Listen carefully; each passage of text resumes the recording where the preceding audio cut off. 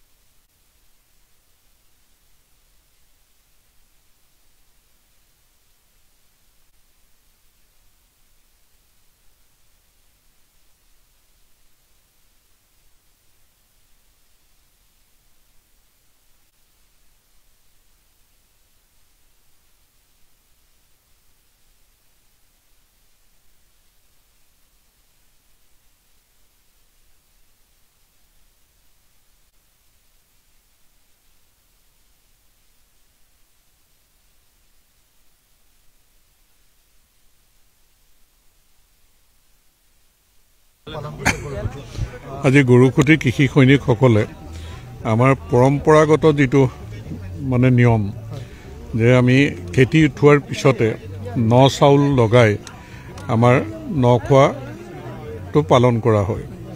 গতিকে আমি গাঁৱত কৰোঁ, ঘৰত কৰোঁ।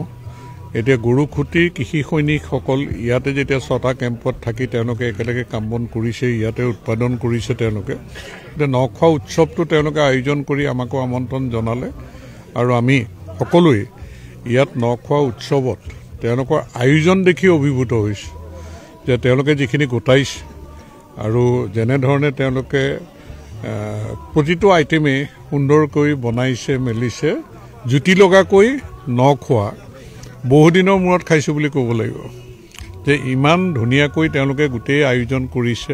আৰু সকলোকে আমাৰ জিলা প্ৰশাসন বা আমাৰ গাঁৱৰ 2-4 মানুহ মাতি পেলাই বা আমাৰ সাংবাদিক সকলোকে নিমন্ত্ৰণ জনাইছে।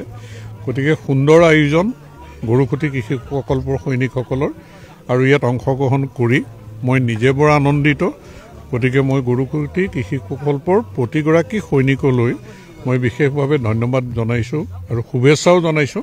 তেওঁলোকে যি লক্ষ্যৰে ইয়াত কাম বন কৰি আছে সেই লক্ষ্যত যাতে তেওঁলোকে মানে মই বেছি ভাল লাগিল গৰৈ মাছ পোৰা, হাঁহৰ মাংস আৰু আমাৰ চিকেন পুৰি যিটো খৰিৰ জুইত পুৰি যিটো দিছে সেইখিনি সঁচাকৈ মানে